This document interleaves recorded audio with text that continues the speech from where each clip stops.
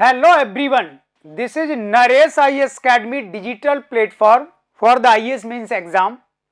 Now I am going to discuss next part on general studies question paper 2 in IAS mains exam. We are running offline classes at the Jaipur center, so you may contact and you also may be a part of our answer writing session. This is the next topic. Issues related to management and development of social sector. Another important topics.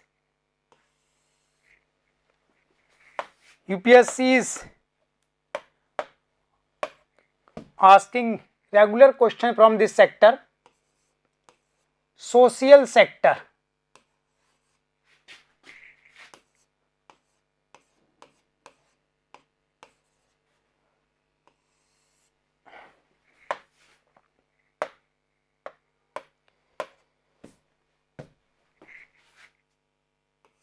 In syllabus, it has specifically mentioned human resources,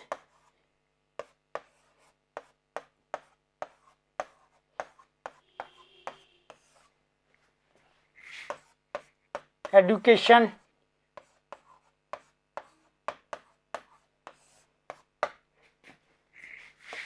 and health.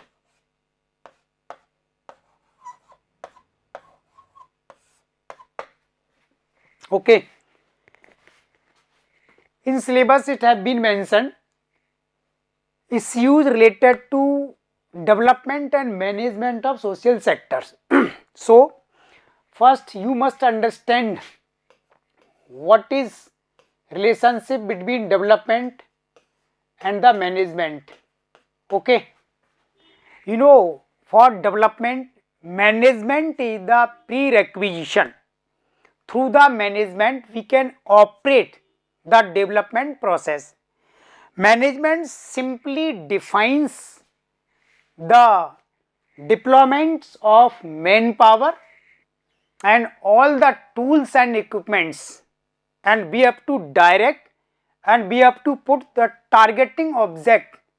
So, the management is the first, and without management we cannot run the development process. So, first you must understand and make your mind what do you mean by the development and management of social sectors, and what kind of issues have been arose or are arising, and how government of India or different agencies of government are taking initiatives for overcome. Simply, the social sector includes human resources, education and the health sector. Human resources is a broad topic. I will explain only some tactical part of this. India has large size of population. Some Indian economists or expertise from the international agencies assumes that the large population may be a demographic dividend for India, and it may be, and the big question is how can it be possible? How can we invest talent and skills to our population? Without talent or skill, this is simply a population, and we have to convert our population into the human resources, so that most of peoples are the part of manpower could be employed into the economic activities. Simply through the two examples, we will try to understand how can we take benefits from the population in the concept of demographic dividend. However, for some years you can expect this only a hypothetical question or hypothetical benefits only. IIT and IIM, the top technical organization in India, and they are providing and investing different kinds of talent and skills into the Indian peoples. And it is generally said, if you have passed out from IIT or IIM, definitely you can provide jobs or skills to a large number of peoples, and you can start your own business, and you can enter in any field of the country, because you have specific kinds of working ability, professional skills which were trained by the IIT and the IIMs like organization.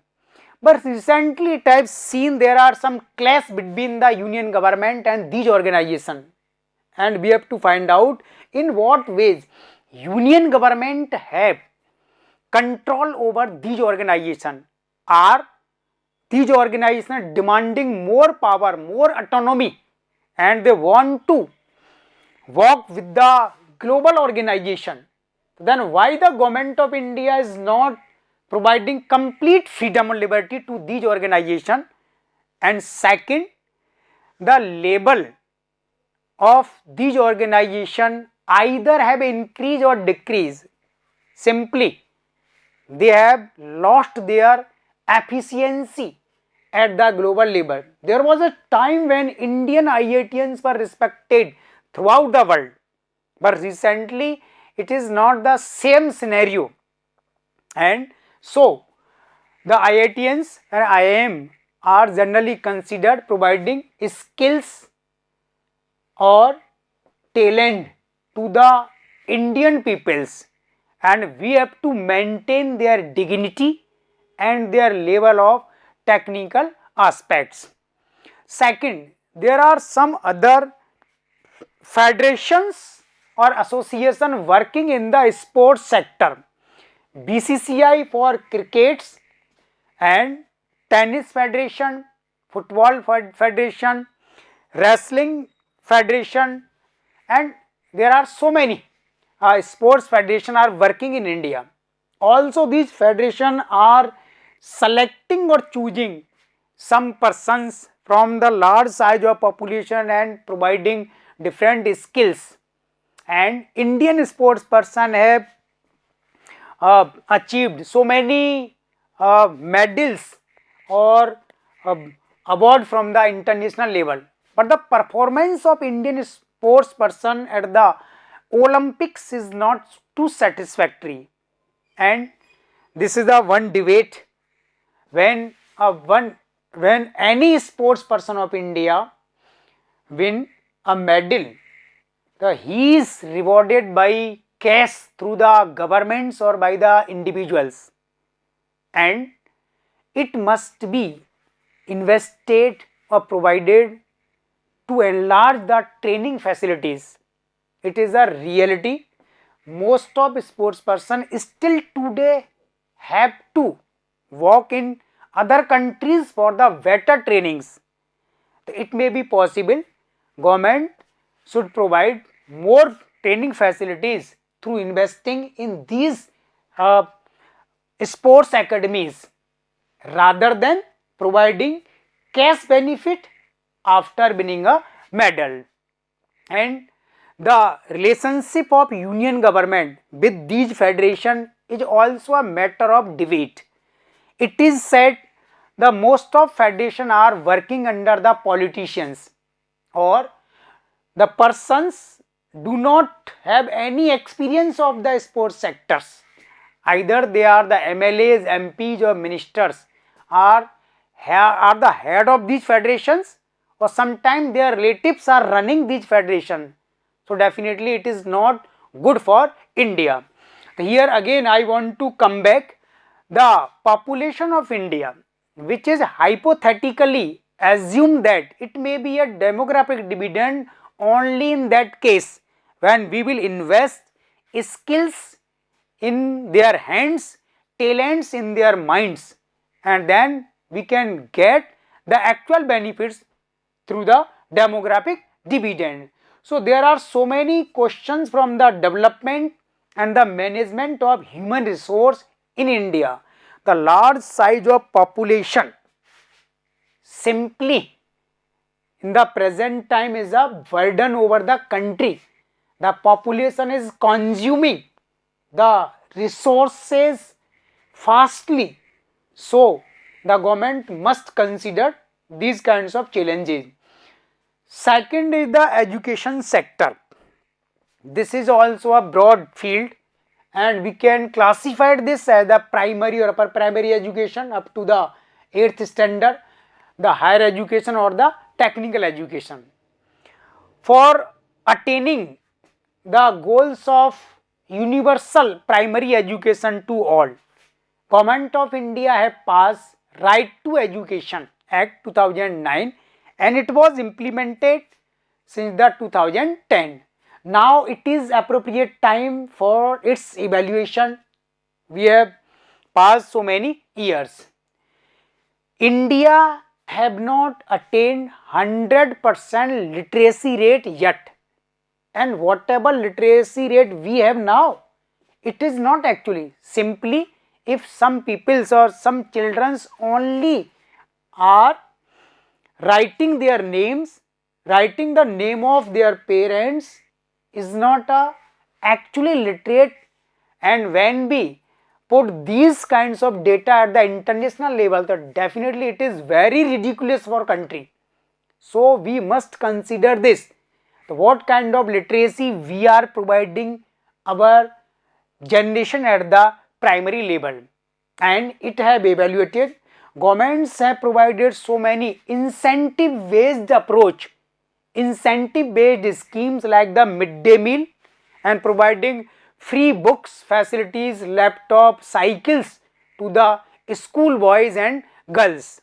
However, we have not successful to attain the universal education to all or up to the 100% in real sense. It means we have to work on the another side. Governments have made Right to Education Act. Definitely we must praise the government, but on the other hand, government should enhance, propagate its scheme. Government should communicate the peoples at the village panchayat level. Every village panchayat, municipalities, corporation, nagar nigam must be bound to spread the government policies and to acknowledge the benefits of this scheme to the Indian peoples. Then we could actually able to get benefits of the education scheme. At the higher education level, we are facing a great challenge of dropout rate. Most of 80% peoples are not gaining or not entering at the higher level. So higher education is not universally for all the boys and girls. So most of persons dropping out, then what are the causes? There are multiple causes behind this. So definitely if a number of peoples are not joining our higher educational institutions, so how can we assure for a better future or a sound social sector? So it is must be considered by the government. And third is the technical education. Technical education, there are so many aspects. Only one aspect I want to discuss here. This is the engineering institutions or college. What kind of education now they are providing? What kind of professional skills are investing? The labels of our professional engineers is very low when we compare this skills with the other countries. So government should take care about this technical organization. Simply we are running a crowd of the organizations and we are undermine the talent or the level of these institutions. Public health, health for all, or attaining the health to all the communities of Indian society. You know, India is a part of Millennium Development Goal. Now these are called the Sustainable Development Goals. So SDG are the boundable goals before the country or Indian government have assured to the international agencies to achieve these goals at a certain time limits. And you know, the human resources development, education to all, actual education and the universal health are necessity for the sustainable development. Sustainable development means what? The development will sustain not only in the present generation, for the present generation, but to the all forthcoming generation. It must be durable. But in Indian case, we cannot say the public health schemes are in very poor condition in India. However, we can say Indian government or state governments have a health infrastructure. We are running government hospital, dispensaries, clinic at all the district level, tehsil level. But the service, the quality of services we are delivering to the peoples, definitely it is very poor. So, the government must take help from the private sector.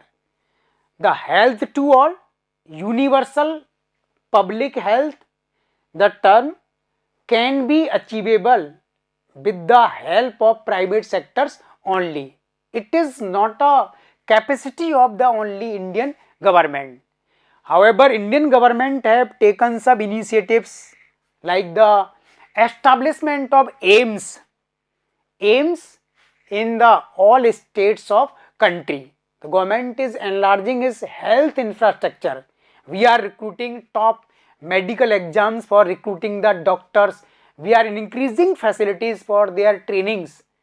But this is not too much according to the size of our population. When we compare this ratio with the Germany, Japan, America, then definitely it is very poor. So we have to consider here this matter. And for the sound social sectors, we must focus the health of women's or the old age peoples and girls, because they are the part of our family, they are the part of our economy and society. If these classes are not perfect health wise, if they are ill or weak, definitely in that ratio we will reduce our production, we will reduce our economic activities, and we cannot ensure the sound social sector.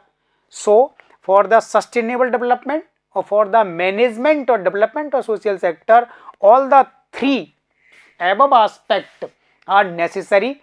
However, Government of India have done some work in this direction, but simply it is not satisfactory. We have to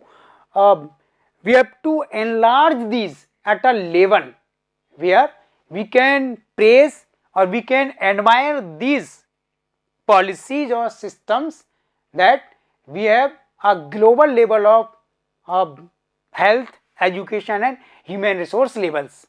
Okay, thank you.